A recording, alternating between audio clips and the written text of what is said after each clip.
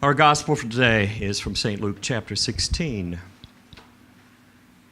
Then Jesus said to the disciples, there was a rich man who had a manager. And charges were brought against him that this man was squandering his property. So he summoned him and he said to him, what is this I hear about you? Give me an accounting of your management, because you cannot be my manager any longer. Then the manager said to himself, what will I do now that my master is taking the position away from me?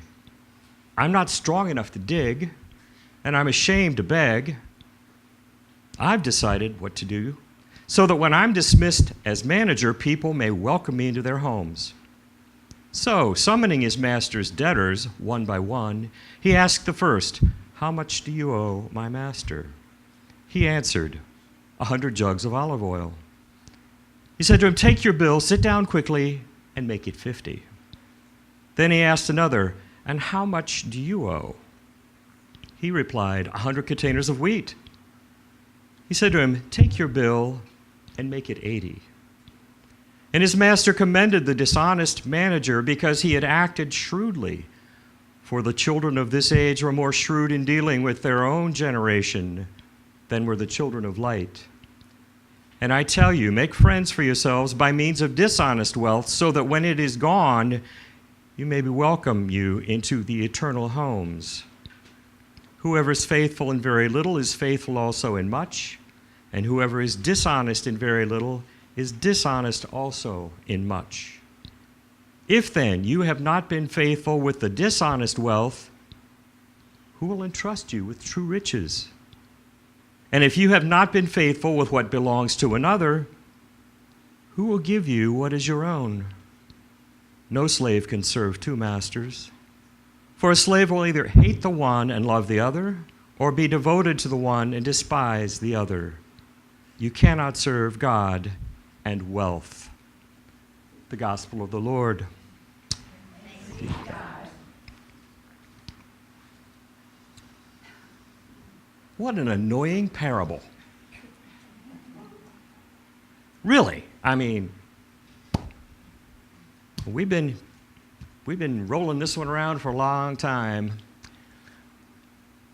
It kind of reminds me, as I was reading through stuff for this week, it reminded me of, I guess I call it an example that kind of stuck in my mind. And I got to give you a little quick history here. Back in like '05, our middle son was marching with Phantom Regiment for Drum Corps International competitions all over the country. And their last competition was at Gillette Stadium, Foxborough. After which, we had to get him home. Well, we had to go anyway. So hooked up the camper and took youngest son, who was still at home, and we went to Boston for a few days before the competition because, you know, vacation.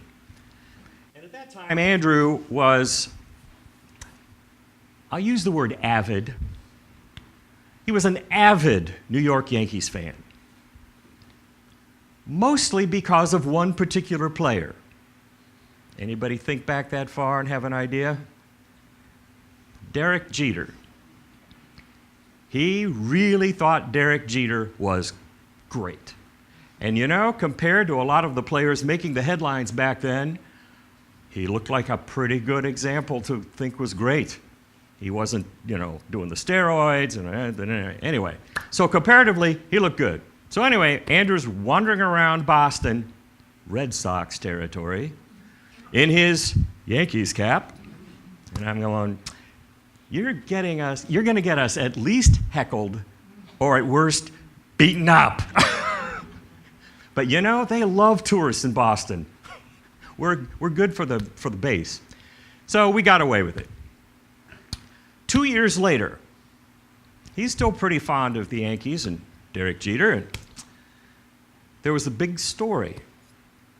They were in a tight race for the pennant, and during a game with Tampa Bay, Derek Jeter was up to bat, and third strike was coming in, the ball hit the bat. Being a quick-thinking fellow, he immediately winced, grabbed his arm as if he'd been hit. And the ump, thinking he'd been hit, says, "Take your base." Kind of reminds me of this manager, who back in the old days we called a steward. Because that's what stewards are, they manage things. Here's this manager who does something questionable. We're not sure how questionable, because we don't know what he did. Just like how questionable was what Derek Jeter did. Now, he said after the game, he said, "Yeah, I played it up a little bit." But we probably don't know the whole story beyond the fact that, he was getting paid a lot of money to win games. And that can be a motivator.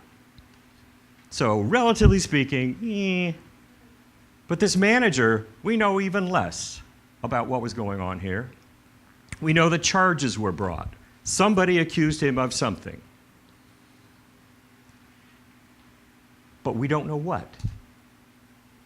All we know is the Lord, the person whose largesse he is to manage, comes to him and says, this is no good. Here's your 2 weeks' notice. Get your accounts together. We're going to have an audit, and you're out of here. He's going, what am I going to do? I'm not going to beg, and I'm sure as heck not going to dig ditches. I know what I'll do. And he goes around, calls in every debtor, writes down their debts, marks them down. And this is where I'm a little suspicious. Was he marking off what he had added on to pad his income? Or was he marking down the hidden interest that had been added? Because in this time, this place, and this culture, adding interest was called usury, and it was scripturally and legally forbidden. So it's just buried in the whole contract. Didn't call it usury or interest. It just happened. So he might have just been reducing it by what was already scripturally forbidden. We don't know. But we do know that somebody benefited here. All those people whose debts were reduced by his actions, which may or may not, we don't know, have been honorable, but it had a good outcome for them.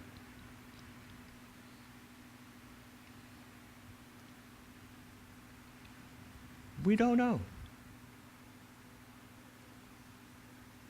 But when the boss comes and commends him for doing this, it really makes me wonder, is it just because there's nothing he can do about it and he recognizes that this manager is sharp enough to make this work?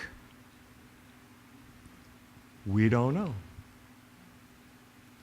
But when we really get confused is when Jesus says, this guy's sharp. Why can't the children of light be so shrewd? And then we go, whoa, Jesus, you're commending something that looks like it's dishonest behavior? And that's where we all get tangled up. And that's how this became the parable of the dishonest steward. We don't know. He might have been. But the important part here is throughout the last few Sundays, we've watched Jesus talking to the scribes and the Pharisees and those following him and saying, look, this is what's important. This is what's important, that lost thing is brought together, that lost sheep gets back with the flock, that lost coin gets found, that we get the relationship back where it needs to be. And the story we get to skip here is the prodigal son, the classic squandering of wealth, lost, broken relationships. And now we come here and Jesus turns his attention not to the scribes and the Pharisees, but to his disciples. He says, Why can't the children of light be this shrewd and plan like this man did? Plan his behavior in the present, looking to the future. Why can't they do that? Because we should be doing that. We should be making friends. And we hear the word dishonest wealth. Dishonest wealth or wealth that is someone else's wealth?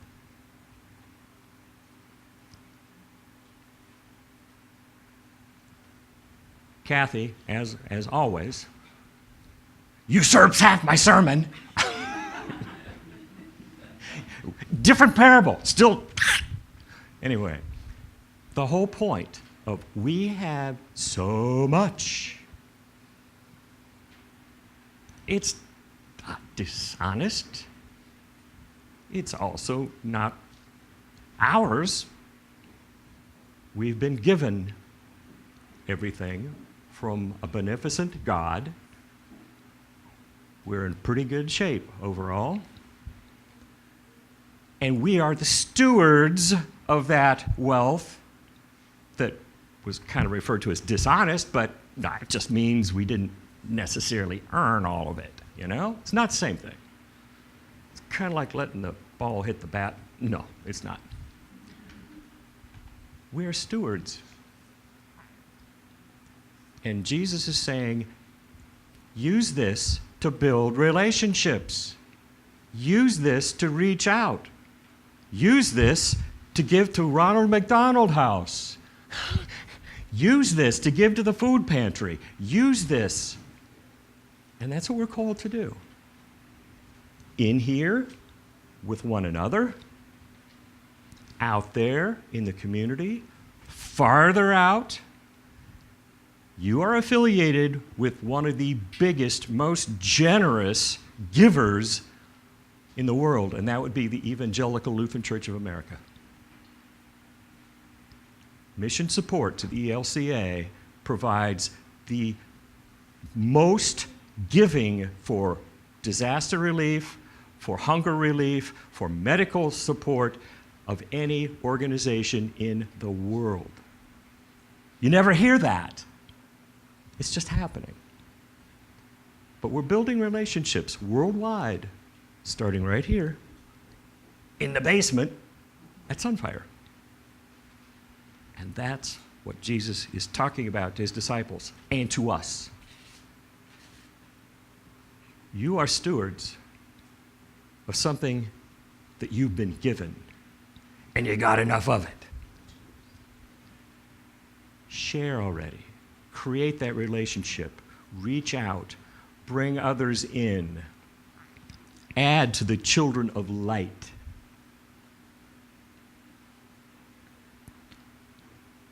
Sometimes we find that challenging. And that's why we're focusing this month on various works. God's work, our hands. This is another aspect of that. Whether it's reaching out with interpersonal relationships, like we talked about last week with Karen, or this, where we're reaching out to an organization and sharing, where they get to share with all kinds of religions from all kinds of places. And then there's that family from Findlay that worships at my other church, who so much appreciated what they got at McDonald House. It was, they really were impressed. Jesus says, you got it. You have God's love. You have the gifts he has showered on you. Children of light, plan today so that in the end, we're all together at the table at one being, and we no longer have to pray, forgive us our debts as we forgive our debtors, because there will be no debt, and we have been forgiven. And we can be at the table in relationship, shining God's light. Amen. And we sing.